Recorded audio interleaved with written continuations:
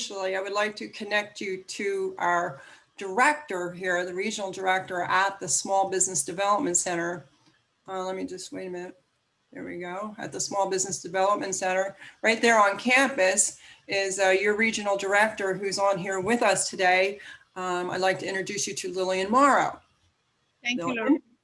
Thank you and welcome everyone. And thank you, Nicole and and the whole faculty of the School of Business for inviting us to participate and collaborate again in the business major business plan competition.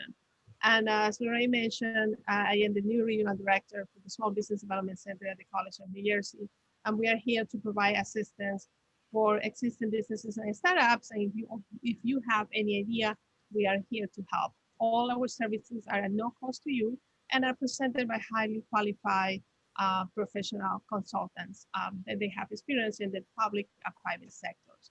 And also throughout the year, we offer different events and trainings and no cost at all for the students. And we're here to support you. All our services are funded by the Small Business Administration, by the state of New Jersey, but also by Mercer County Office of Economic Development. And also we have the support of our host institution, which is the College of New Jersey. We are organization that there are more than 1,000 centers nationwide, and 12 of them are in the state of New Jersey. We are happily located here at the College of New Jersey, providing the services for businesses in Mercer. And with that, let me get back to Lorraine Allen. Lorraine was our former director for the Small Business Development Center for more than 28 years. I'm very happy that we have her back as a consultant, and she has extensive experience working with the students and also helping with the major competition. Thank you, Lorraine, and happy that you're back with us. Thank you. And they couldn't have a better director there than you, Lillian. Awesome. So thank you so much.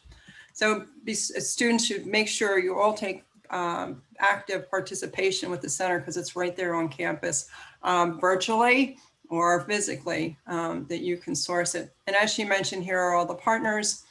And this is, she just mentioned, yes, I was with the center for almost 28 years, but I've also been for 10 years. I guess it's now been with the Mayo Business Plan competition as well. So I love actually the students and the fire and the spark and the insights and the ideas that the business students bring to new ideas, new perspectives on how to bring new services and products to the world. We need you.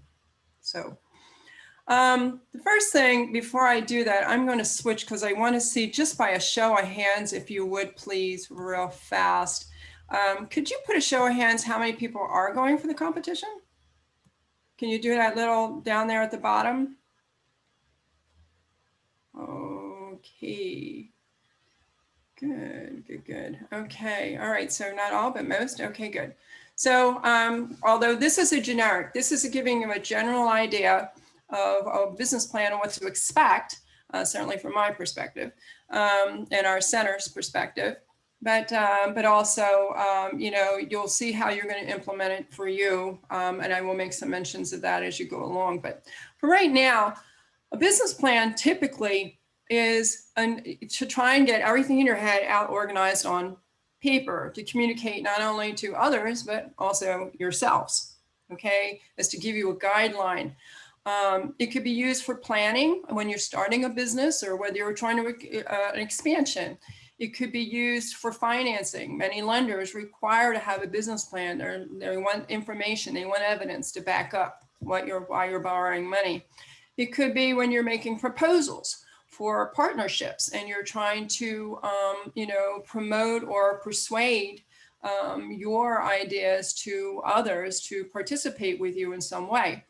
And for some of you, it might be for a business plan competition. So in each way, we may be presenting a business plan a little bit differently. I call it parts and pieces because you may be framing it one way it depends on your audience. That you're using it for, because for yourself it's going to be simple and for others it will be very targeted. Or you may be just extracting from it like financials for maybe a loan or so forth. So it's got parts and pieces, and it's got a lot of parts as well. So we're going to look at that real fast. Well, not too fast. So let's come on, let's go. Okay. So the business plan outline, you're going to see, everywhere you go, any model that you see is going to have a whole list of, specific areas that you need to address. From my experience, these are, not everyone here doesn't require pages and pages of information. But they should be addressed because they're kind of looking at the business from a holistic perspective. I call it turning the diamond. It's like every corner you turn, how is this business operating? Similar to the gears in a clock that go as one moves, it affects another and it affects another. So they all interact in some way. So we should be addressing them and taking a peer at them, especially at the beginning stages. We should be looking at these from the statement of purpose, which gives you an idea why you're doing it. And that typically is for others, when you're using this plan to give to others. The summary is a one-pager that kind of summarizes. We're going to talk about that. I'm going to go through each one of these individually, so I'm not going to list them now. But just to give you an idea, these are pretty much the contents you're going to be considering. Okay. Now, in your executive summary, you'll want to keep it short. All right, this should be done last. A lot of times businesses tend to go and do this first, but wrong. It's a summary. It's a summary of the parts. So therefore you want to do it after you've completed your plan. Then you will then describe in a one-page interpretation of what you have in the rest of the plan. You'll want to keep it short. You don't want a lot of marketing language in there and fluff and how you're the greatest or the best. We're going to make that assumption right from the beginning that you are. You'll have a statement of purpose, what you're using it for. Perhaps you're going for a loan, and this is why you've constructed this plan. You'll include a brief description of the problem that you solve, as well as describing what is it that you do, what product do you have to sell. What services do you offer with that or independent? What do I have to offer? Who do I have to offer it to? Who's going to pay us for this? Okay, where are they at? Where are they located? Where do I find them? Okay, and then how do I reach them? So then we're going to be looking at specifically where will you be located in order to satisfy them, whether you're online or on site. We want to just identify where is this business going to be based. And then the money factor. I mean, after all, the business is not a business without people buying or paying for services. And so there's costs and then there's revenues. So we've got to look at the financial aspects of it. And we're going to look at what kind of funds, if we're looking for money, what kind of dollars are we asking for? And what do we have to offer back? What assets do we have to invest ourselves? And then your key team structure in the summary. Who's at the head of the ship? Who's steering it? Who's the owners, the principals, and what kind of legal structure that you're going to, just summary, just overview, kind of solid, what is the structure, okay? And then the details of the plan will begin. So first space, again, every one of these, this is very important. Every one of these does not require pages of writing, okay? We are in this particular area, we're in an academic setting. And so yes, there is more writing and description to provide, but make sure that we stay to the point. That carries way more weight than to have lots and lots of description that maybe perhaps would belong in marketing materials. Address the problem that you solve. How you arrived here, how do you know it's a problem, and how do you know that this is a solution? What is the solution? Your product or your service? And where are you? Where are you located and why? Okay? All you want to do is give an overview of what you do, what makes your business unique, and it should really be very easy for anybody when they look at this to understand the scope of what your business is. If they can't, confused minds don't buy.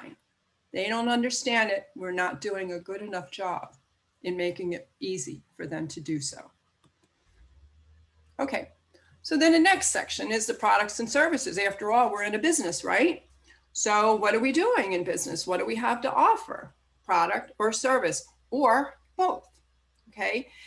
You want to provide, you really want to prioritize what your top three, if it's not a single product or a single service, and it does have multiple aspects, and there's some businesses that can provide maybe retail and provide laundry list of, you know, items. You really want to focus on your top three, okay? Because anything further than that will only dilute your impact.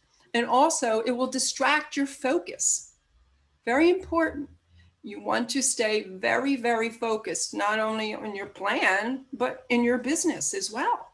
So you want to just keep it to the top one or the top three, depending on what you have to offer. Okay. What about is special about your business or your product or service is what your business is? What's special about it? In other words, what improvements are you bringing to maybe what already exists, or how is yours different? You know, we often hear about the unique selling proposition. Well, let's keep it more basic and more simple.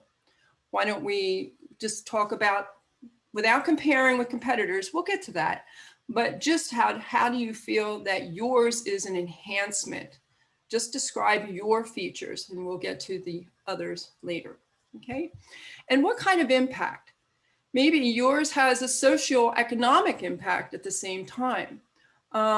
It could be, or how will yours affect, maybe if it's in a medical field, how will your product or services contribute or complement and impact maybe something else in the medical field? Okay, look at not just your own little sphere, but the universe that you're working within as well. Now, okay, so what do we have to offer, right? Now, who are we going to offer it to? There's a variety of markets that we can attract. One thing is you don't want to say you sell to everybody, because you don't. Even for those with a general broad market reach, you want to start with just the priorities. Who is your real prime, the buyer, the one you know is going to be the buyer, the one who needs it, the one who really wants it, okay? You have a primary and you have a secondary. The primary is the one who's a direct purchaser, who buys direct from you. Now, this could be an individual or it could be a distributor. You could be the manufacturer and then you have distributors.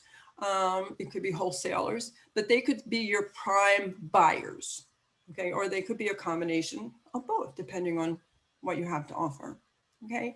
Now, the secondary markets that we don't often consider, but they are just as important that we should be marketing to, are the referral partners, okay?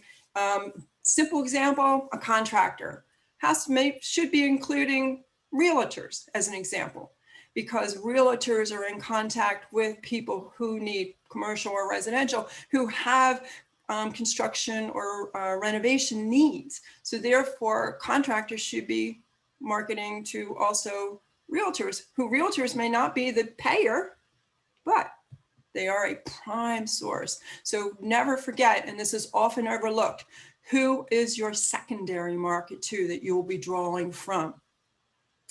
Also, limited to the top three. You know, anything beyond three is kind of distraction and dilution, as I said. So I always encourage that we stick to only the top two sources that we feel of revenues at this time.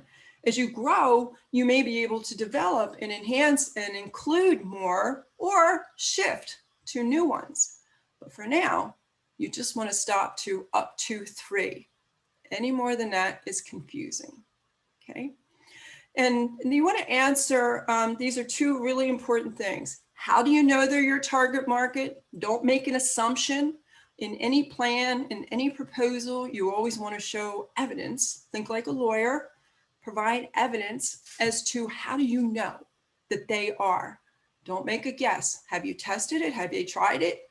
And what has been the response? Or do you have numbers to show, 1, 2, 3, that you've been having sales? How do you know? And also, this is really, really important. Please use statistics sparingly. Whereas in an academic setting that when we're doing research and so forth, they're very important.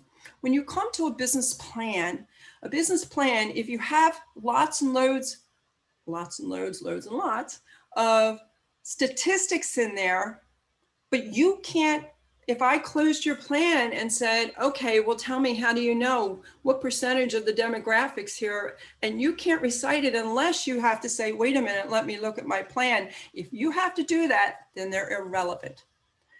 Okay, if they're not, just because there's a lot of them out there and you say, if I can get a 0.1 percentage, you want to be able to narrow that down to very, very more focused, specific use of the statistics. Okay, just don't put them in arbitrarily, because most people will just read over them.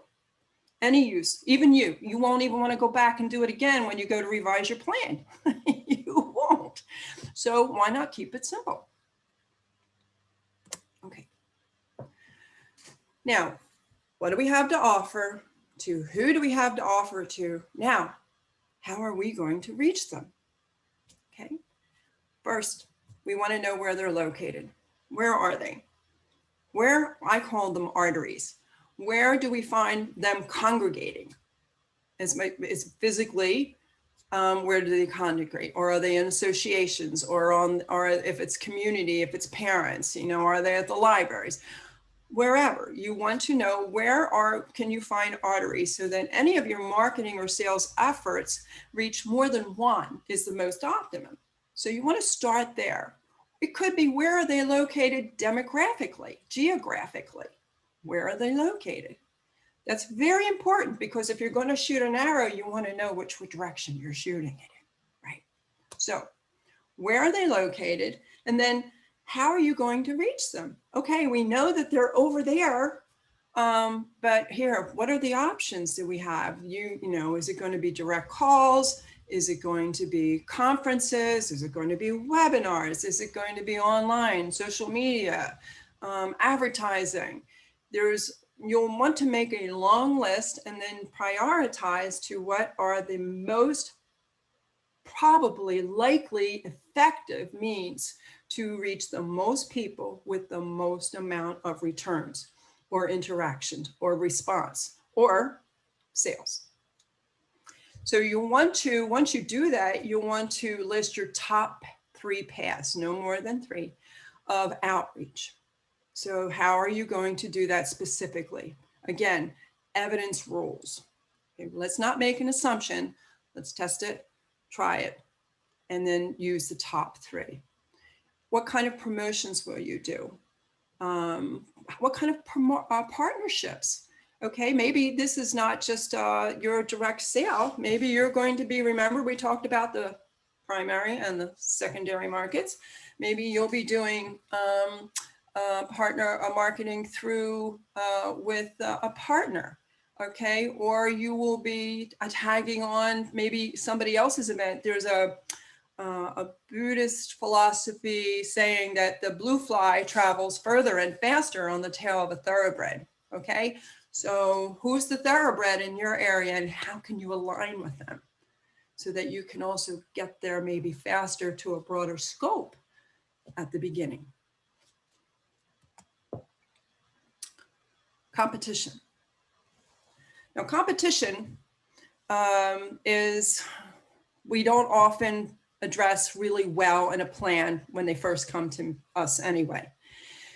And these are important because there's a competition is actually very healthy, because that means it's creating or identifying and mirroring a demand in the market. So when we want to identify competition so that we can see realistically, where do we stand here?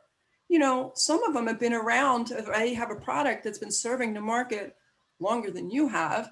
So therefore, they have a little history. Where are their strengths? They have some, just based on that, because they maybe have a marketplace already that you're looking to acquire for yourself.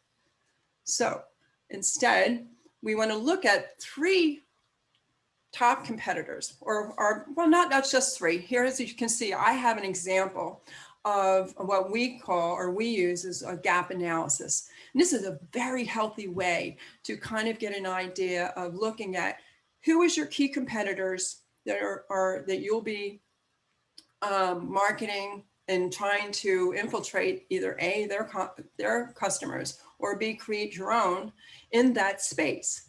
And what you want to do is identify your advantages and their advantages, and then you'll probably align them all along the top, okay? And then what you'll do is take your competitors and put them down on the left-hand side, and then do just a simple illustration like this to see where do you fit in your competitive market, okay?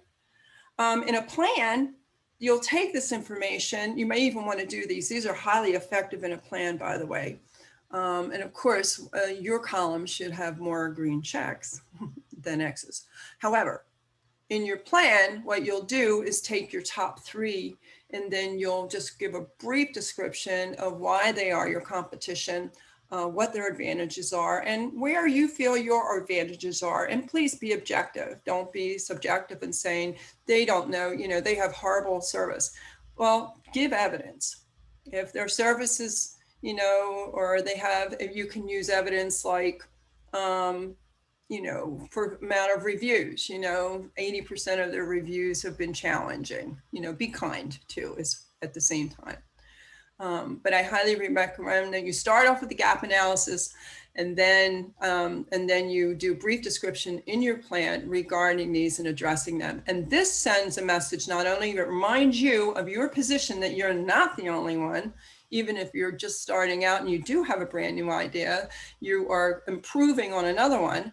So it keeps you positioned in the market, but it also shows whoever else is using this plan that you're using it for, it gives them an idea that you're realistic as to that you're not the only, game in town, and that you understand just where you are and where you're going. Now, we wanted to often, again, overlooked is operations. Everybody wants to just show this is what we do and this is who we're going to sell it to and we're going to make this much money and leave it at that. But, this is really part of the nuts and bolts as well as the foundation that's holding your business up, and often overlooked, and including in the plan. Because a lot of times too, when we're doing it, even planning for no other purpose but our own, we tend to forget that these are prime considerations. So 1 would be location.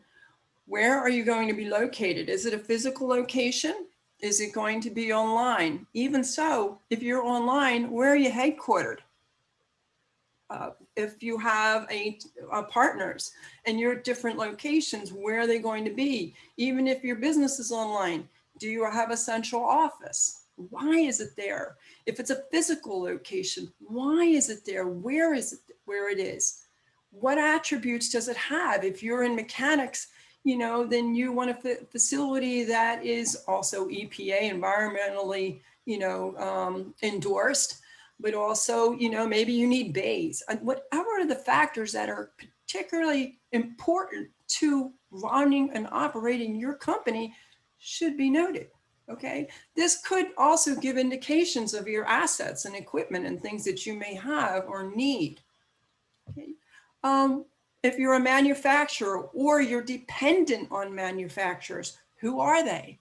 Where are you sourcing either your goods from for your manufacturing for the items that you're creating, or B are the ones, the manufacturers that you're going to be sending to, okay? Who are your partners in that regard? Who are your suppliers? Give them an indication. Again, really no more than 3. Just the key ones and the biggest ones are always optimum. But still, indicate the suppliers that you're going to be using. Not that just we're going to buy these. We're basing our information on the fact that we have contacted these suppliers. This is going to be our cost as of now. These are going to be our costs for this kind of quantity. And if we buy at this great amount, this amount, it's going to be so much. If we buy a lesser amount, it's going to be less profit. So suppliers are important. Insurances, what kind of insurances, licenses, permits, what things do you need that are critical to your particular industry? If you don't know, you can check with your SBDC center. You can check with your state licensing as well. As far, depending on the industry, depends on the licenses that are required or the permits. Or certifications next. Are there specific certifications that come with your service or business? And technologies, whether it's mechanical, whether it's digital, whatever it is that you need as far as technologies that you may need to, or actually the product or service, what technologies do you have to incorporate and who is supplying them? These are really super factors in a plan because it looks like it shows them the network, the conduits, the integration, all of the different parts that are constructing the actual delivery of what you offer. Okay. It could be simple if you're online. It could be simple of who is the online, the website, provider for you, or host, or so there could be that as well. It could be associations as well that may be part of the operations for you. Whatever helps is part of the foundation of to help you deliver what you're doing, what you're selling, what you're providing. It should be included here. Okay, who's running the show? Who's steering the boat? Management. Now, it's management and personnel. I like to keep them separate because too often they merge them, but there's really key significant differences between both, and they should be separated. And often at a startup, it's usually just the key principals who are the owners in the beginning. Okay, so the management is actually including of not only key principals and the owners who are invested in this, but also if there's any other maybe not an invested owner, but a key principal to help the delivery and execution of the product or service or business or management of the business. So the partners should be the owners who have either invested dollars, expertise, or skill sets, which is really, you can go both together, right? So the partners are the owners, and what are they bringing to the table? Now, when you put this in your plan, please do not put a resume. Keep it short, because you're not applying for a job. You're just trying to establish, the credibility of why you belong there and why you're the right seed to begin this business. Okay. And also for the individuals, the skill set. Maybe a line or two of what, their history of and what are their key responsibilities for both of you. Your roles as to what you're going to be doing here. Again, give the evidence and the credibility. So they also, because also they're going to be looking, if it's for somebody else they're going to look to see how much are you doing and how far spread out are you. It helps build their confidence in your competence as well. And this is the area to do it. But again, you're not presenting a resume, okay? You are presenting a profile in order to for yourself to establish and reaffirm what you have and why you're placed here and why you're the right one. And two, for anybody else that you're providing it for, it's for the same reason, and to give them an idea of credibility and competence. Personnel, as I said, I separate them out, and this really has to be simple. You're not doing a whole HR directory for a business plan, not at this stage. You'll do that more intimately, more constructively, more detailed in a separate document, but not in your plan.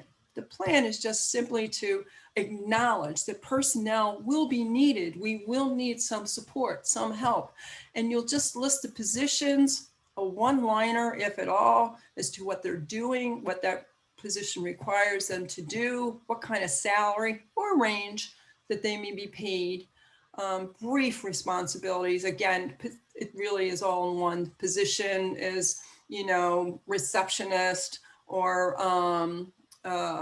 social media, poster, they post regular entries, research and post. And this is what they're paid, whether it's a salary or per subcontract basis or per hour, whatever. And also, if you're going to include temps or you're going to include volunteers, I would list them. You don't have to have a long paragraph on them. It's just listing that these are the people who are going to be part of the teamwork that's going to make your dream work.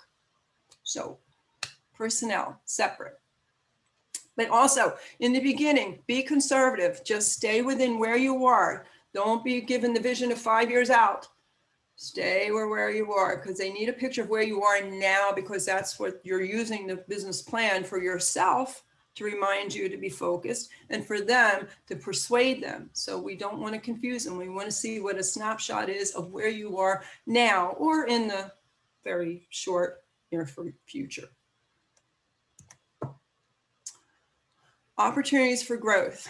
Again, another overlooked area. And why I separate it is because a lot of times when we do our business plans, we're looking at the 5-year image and all the long, but we have a journey to get there, right? So instead, let's look at where we were in the plan, like I just said previously, snapshot of where we are, and then a little window. I call it fog vision. We know where we're going. We're going to the airport, but right now there's a fog, so we can only see so far. And so this should be, the plan is where you are there. And then the opportunities for growth is where, okay, where could we be? Where in small incremental growth levels, phases, where could we be in 3 years? I wouldn't do more than 3 years, because anything as look at this, the situation in a pandemic, historic, look at how it's changed everything. So we never know, but a 3-year vision is enough. It's enough. So you want to include a conservative view for expansion. In other words, okay, say we're at this point, can we scale up the next year?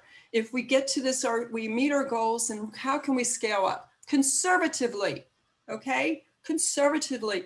The more conservative you are, the less risk you'll be engaging in, and the more likelihood you'll have an opportunity to layer on success, okay? What will your demographics look like then, or the geographics? Will your business move, geographically? Will expand from this region to now include statewide region? You get the picture. Or anything else that you can add on. This shouldn't be a real long, because we're focused in the present. However, it does give an indication of this is where you're headed without being over enthusiastic. It's just like, this is a perspective with controlled growth. Our opportunities could be this. Then we get to the money, because let's face it, it's all about the money. We're in business because we want to serve a purpose or resolve a problem and serve a need. Yes. Ultimately, though, you cannot survive. We cannot survive our companies without money. So there's multiple parts to this too. It's how do we start the business, the money coming in, how do we bring that first, and then how are we going to use it, and then what's that going to look like? So in the first section of your plan, and I pretty much outlined this, by the way, in the order that you'll see in many examples, whether they're online or printed, there's outlines, there's so many.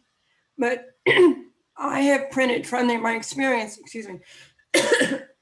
from my experience, I have provided you, I have listed all of these in an order that helps tell a story, that helps give your picture, that builds one on the other, okay? And ultimately you tell your story, and then this is what it looks financially, because the bankers for a lender will go through that and they'll scan through the rest, the early part, and then they're gonna land. And ultimately, this is the most important part, okay? So in this section, you wanna start your financials, especially if you're going for funding or awards. You wanna start for what kind of money are you looking for? How much, okay? How much are you looking for specifically? What are you going to be using it for? Okay, how much are your startup costs going to be, and how is this going to be used? So you want to provide evidence. Don't say, well, we want to buy a computer. Show them where you've priced the computer and how you arrived at that figure. You know, I'm just, for the sake of argument, I'm just going to say Best Buy's computer dollar amount. Really, keep it simple. It's easy to understand that way. Okay, create the shopping list of everything that you're going to need to start your business. And I don't mean just buy, but you know, it's, you know, like just secure insurances, whether it's equipment, whatever it is that you need to spend money on. Okay, how will you use the borrowed funds? And also be sure to include in the startup costs and use of funds is how much are you putting in to the business? How much are you spending and investing? I'm talking not a skill set, I'm talking in dollars, and what part of that will be invested in the startup. Very important. Okay.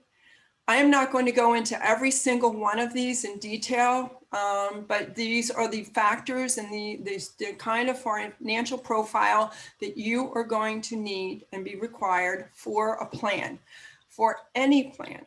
And these are the ones that you're going to use on an ongoing basis, plan or not, in monitoring your business. It's about revenue and expenses, but bottom line is profit. And how do you get to there? And this is what profiles constantly how you are. How are you faring? This is your model. This is the mirror. The finances are the mirror of the health of your company.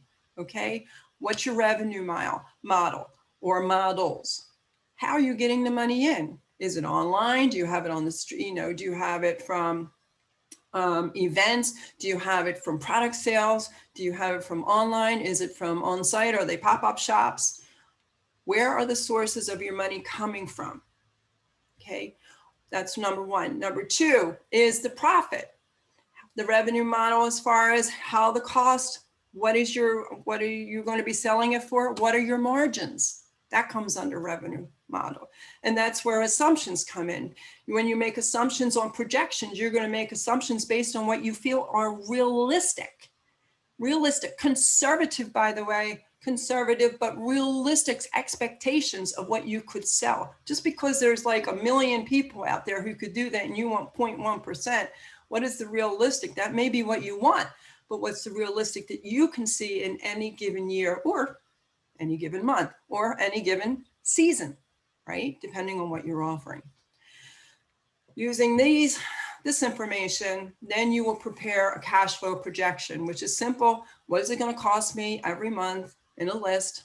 What are these going to be my costs? And then how much do we expect to generate in revenue? Basic. Okay, there are formulas, there are basic, there are templates. We have them. There are for use and all over.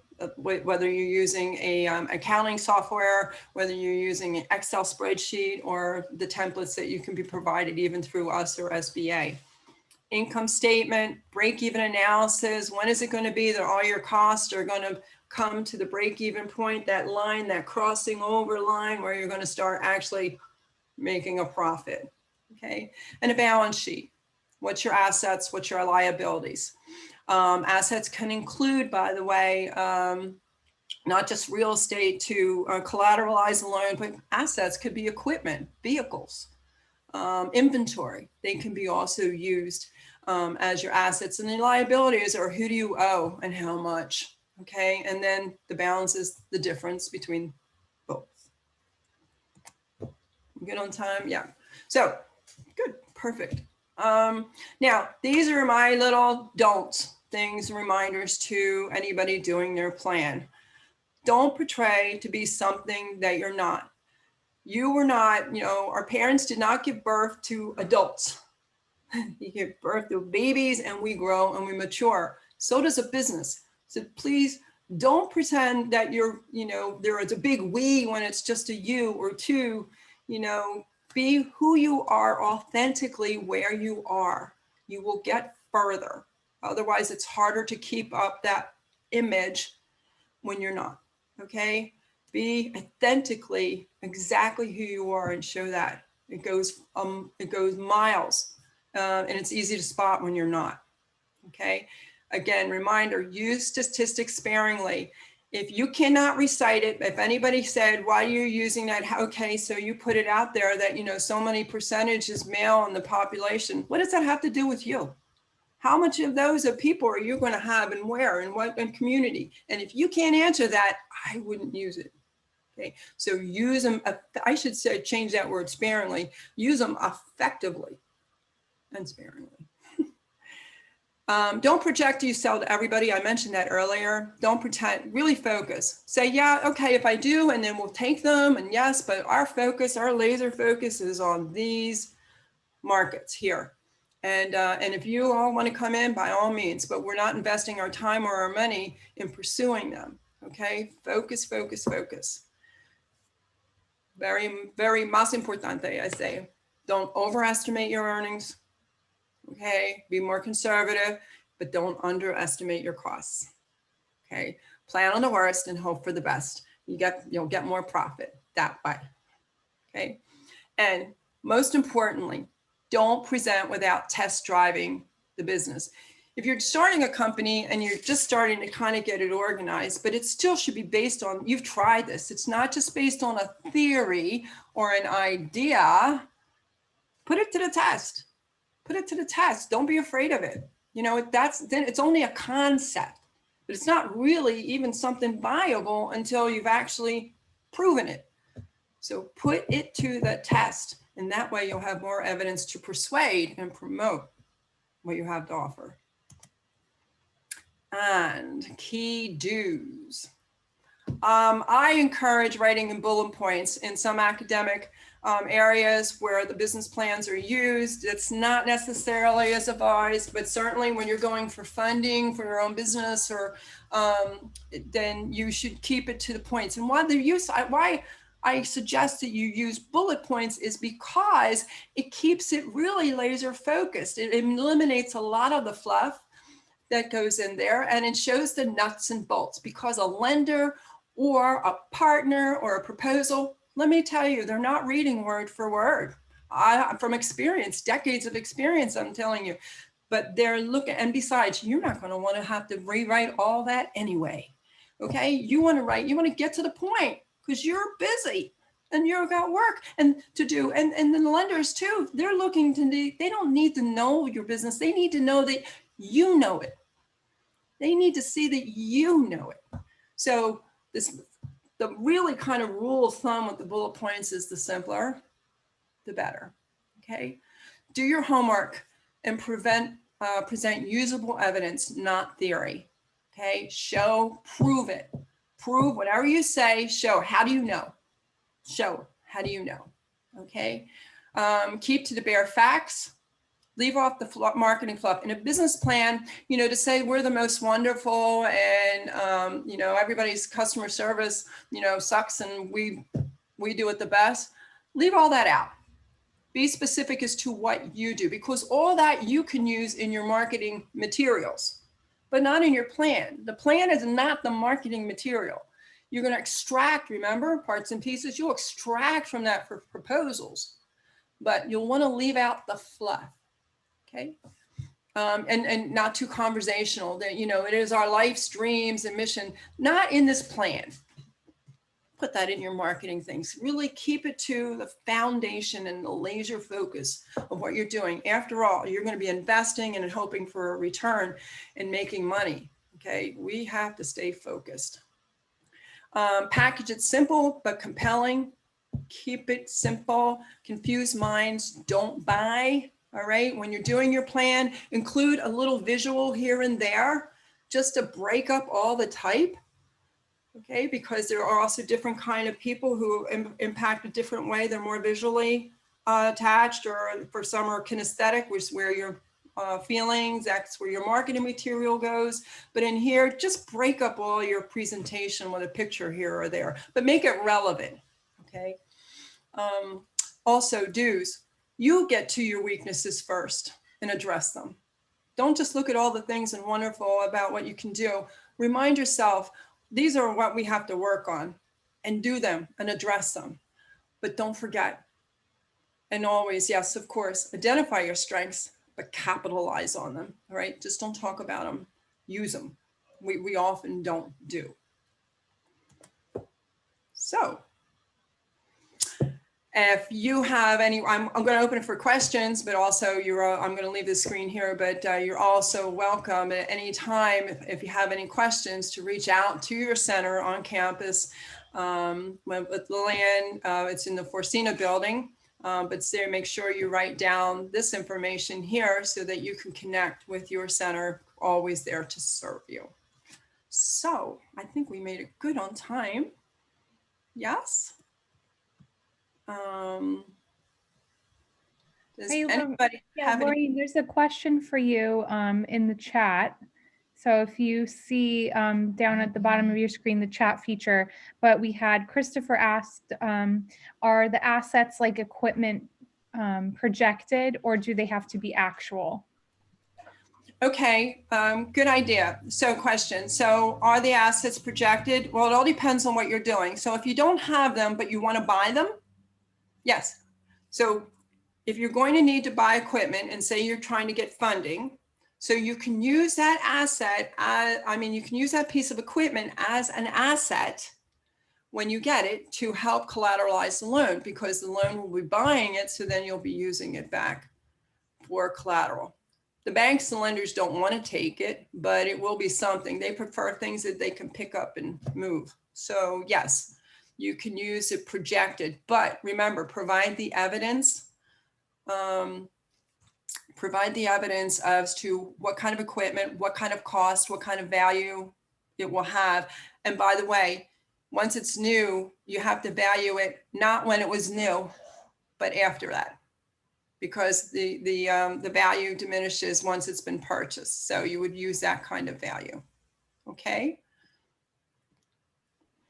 And All if right. anyone has questions, like I said, you can use the chat or go ahead and you can unmute yourself or turn your cameras on if you'd like, but feel free. Okay. Anybody else have? Well, then this is, let me see. I would like to, could you put in the chat what you felt was most helpful here for you today? If you don't want to come on camera, but just to give us an idea, or what you feel you're a little concerned about, or not necessarily your weaknesses, but just what do you feel that are the strengths of today's presentation, or the concerns or weaknesses that you might have that you want to address more? I think it was really nice having a really systematic outline of everything. And I think that really breaks down all the different nuances that you want to touch on, because sometimes there's a lot that needs to be covered, and sometimes things can be missed if you don't get too systematic about it. You need to get systematic and clear about it. I liked your word laser focused about it with the bullet points, because that really highlights how you have to cut out a lot of the fluff and just make sure that you're running through the important things, and being systematic about it is, I find, one of the best ways to go about that. Okay, good. Thank you, Alex. Very good. Yes, remember, depending on your audience, whether bullet point, it's great for you for the origin of the plan, and depending on your audience is where you're going to use it, because the bullet points also transfer into a presentation, by the way, easier, right? A lot easier when you're doing a presentation that way. But if you need to do a little explanation, do that. But remember, all of those titles for all of you, that doesn't mean you need a whole page or pages dedicated to it. It's just a title. It's a section. It's a section. Okay. It could be a paragraph. Okay, good. Do's or don'ts were helpful. Good. I'm glad.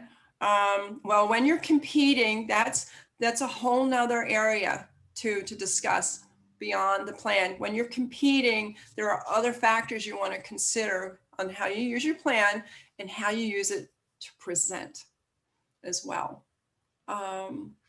Yes, keep it in order. Thank you very much, Lara and Michael, for your comments. Talking about what is essential and how to move forward.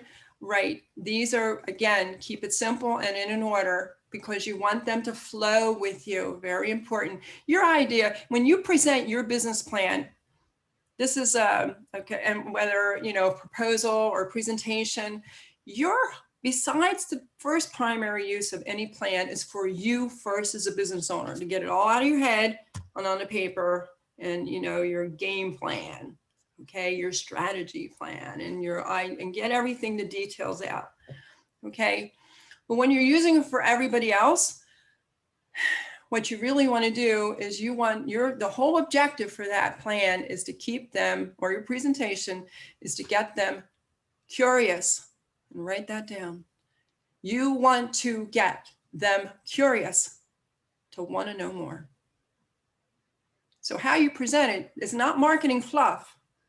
It's just it's a combination of the evidence that you provide, the clarity you provide it with, okay, and the viability that you can present of how this is really possible.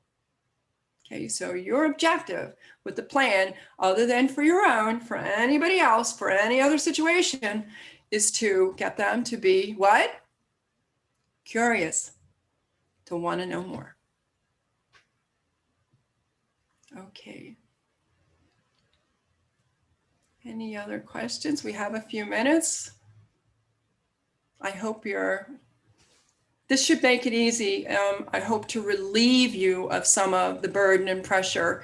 Again, if you use any other kind of outlines out there, I don't highly recommend, by the way, frankly, we've not in the center really recommended that you use there's online models that you're kind of like at arm's length and filling in stuff. And I know it's very convenient, especially in today's digital world. But I really think there's something about getting your hands into, just like in your business, getting your hands into it and sitting there around and having the conversation. So where that's helpful, they steer you in one way, but we're always presenting what we think we're supposed to be saying, okay? I'm trying to relieve that burden of you, which has worked very successfully for us with businesses, is to come back and keep it simple that you understand it, because after all, that's the purpose of it. For a business plan is for you first, and helping you guide your company and guiding you, and just at least it'll change. But especially if you're going to try to persuade everybody, we don't want to be out to something we think we're supposed to do. Let's deal with who we know we are and what we have and what we're doing. And so if you use those, just keep these basic guidelines that I presented in using them. Otherwise, you have a list. You can use that. So, anything else? Catherine, you have a question? Just to say something. So hello, everybody. I am the Dean of the Business School in Lorraine. It's very nice to meet you. I thought you did an outstanding job. I wanted to mention to everybody, you know, we had a LinkedIn module about financials and the business plan. There's also an additional one that you can watch if you're not a business student. I know some of you are not, about financial statements and things, because I think maybe sometimes that's maybe the more confusing part of this. Am I right, Lorraine? Mm-hmm. And then the other thing I'm offering is I'm an accounting professor. And so I was a CPA before I was in academics, but I've been teaching accounting for a very long time now. And so I'm offering 2 sessions for you all, an hour each on Zoom, one in December, one in January. Look at the schedule because the dates are escaping me at this moment. But if you want to get on and ask questions, or I will, you know, do mini lecture kind of format that you can then chime in and ask questions, very happy to help you out with that. So just want to mention that again and remind you. Thank you so much. And what a real privilege to meet you this way. Nice to meet you too. Thank you. Yes.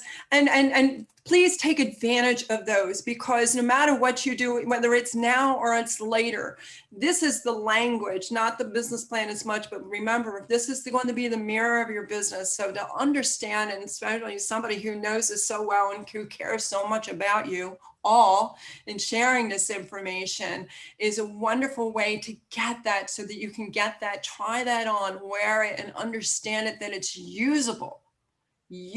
So it would be great. So make sure that you check out your the calendars that she offered and put them on your schedule. Just do it anyway.